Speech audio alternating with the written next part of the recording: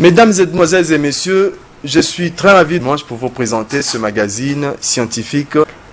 C'est comme si, sans son, le monde n'aurait pas de sens. L'univers n'aurait-il pas son origine à partir du son? Le Sénégalais Léopold Sédar Senghor a dit « Tout est rythme » et qu'en Afrique, tout comme dans la vie, tout s'articule autour du son. La vie, c'est le moteur de tout mouvement. Or, le mouvement produit toujours du son parce que ce dernier est son objet. Le son constitue dans le principe moteur du monde l'élément essentiel qui donne sens à la vie. Aussi, il est l'élément essentiel de la psyché et de l'humeur. La musique, avec la combinaison des sons, présente un univers produisant des sentiments qui jouent effectivement à la systémique psychologique et morale dans la société humaine. Dénominateur commun, c'est donc le son. Le son invisible provoque le sensoriel. N'est-ce pas un élément constitutif de la lumière, de la pensée, de l'instinct, du raisonnement, de la réflexion ainsi que de la concentration? Des divergences politiques et religieuses qui assomment le monde prennent leur assise sur la culture et se règlent sur le son.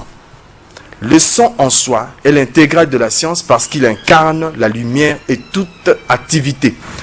Le son ne serait-il pas le vecteur de la vie, quand bien même la versification, comme tout autre verbe, une fois converti, devienne une véritable berceuse séduisante et convaincante? C'est le cas de Dieu qui affiche une franche faiblesse vis-à-vis de la cithare davidienne. Autour de cette table, sur ce plateau de notre émission, je vais vous surprendre peut-être. J'ai à ma gauche, à votre droite, celui qu'on appelle maestro. Maestro, peut-être c'est trop fantaisiste, mais moi je l'appelle maître. Il s'agit de M. Maïka Mounan, prix découverte RFI en 1984. Maïka Mounan est l'un des plus grands guitaristes africains. Il est né en République démocratique du Congo.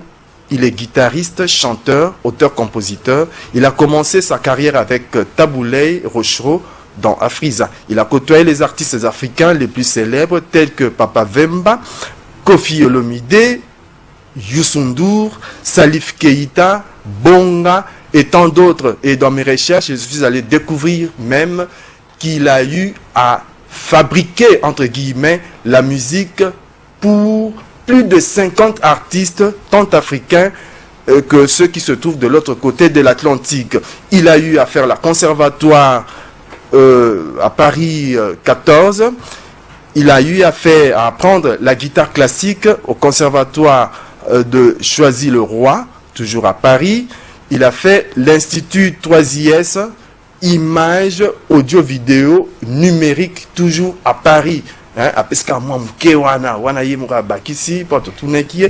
Mais Azapena, Bongo, Oyo et Sengeli. Donc, quelque part pour dire que c'est une fierté nationale et africaine. Monsieur Maïka Mbote. Mbote. Oza malam? Naza nanga bien. Nzoto kolongo nous? Nzoto kitoko, comme on dit. Ok, merci. Alors, à ma gauche, tout près, il n'est plus à présenter. Il n'est plus à présenter, c'est Monsieur Maître Bovic Kaala, l'initiateur de l'université Le Palmier. Extrême droite, lui aussi, il n'est plus à présenter, vous le connaissez fort bien. Il s'agit de Monsieur Luc Kabongatre. Il est communicologue, n'est-ce pas? Journaliste. Journaliste, communicateur ou communicologue? Oui. Voilà. Monsieur Luc, bonjour. Bonjour. Bonjour Bovic. Bonjour. Voilà. Mon introduction, si vous pouvez réagir rapidement par rapport à ça, une minute. Je commence par Monsieur Luc Kabongatre. En fait, je suis émerveillé d'une si bonne introduction qui en elle-même a posé globalement la problématique du son, du point de vue musical, du point de vue poétique, du point de vue divin, le son de Dieu. Et tu as chuté par le son dont Dieu est amoureux, celui de la cithare davidienne. De David. Mais en même temps, en prenant parole dans votre introduction, vous avez tué les sons. Je vous ai entendu dire Papa Wemba.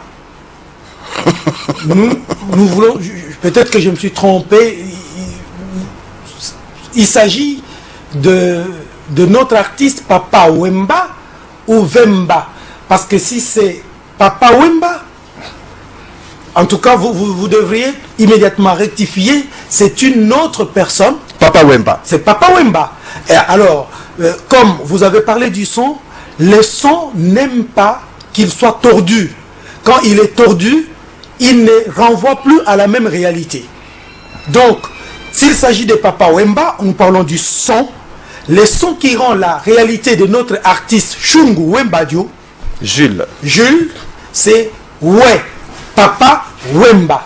Quand vous remplacez le phonème ouais par le phonème V, vous tuez les sons et donc ça ne renvoie plus à la même réalité. Non, même physiquement. Même physiquement. Mathématiquement, vous n'émettez pas la même fréquence. Voilà. ok, alors, parce que on a une chose, on doit affronter le temps. Alors, je vais revenir sur vous. Bon, bonne introduction. Bonne introduction. Ok, alors, Maître Bovic, rapidement, 2 minutes. Mon approche va se rapporter sur le rôle du son. Oui.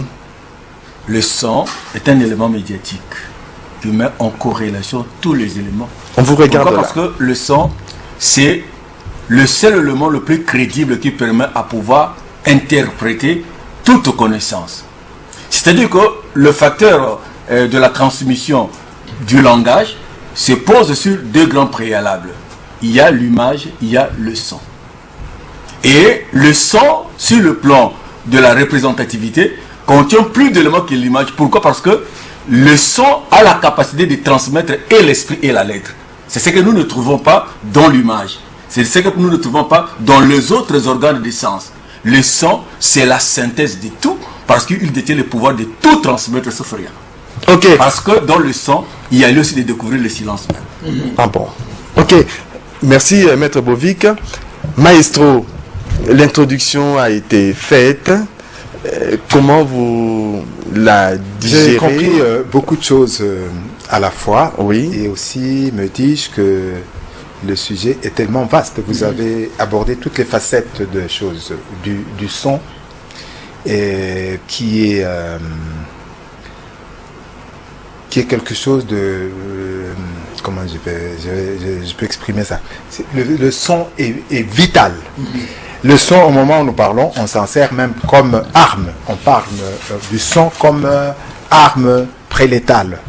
On est en train d'aller jusque à vouloir en faire une arme qui tue. Donc la théorie que nous avons toujours validée jusqu'à ce jour, nous disions le son, la musique, c'est une façon de combiner les sons de façon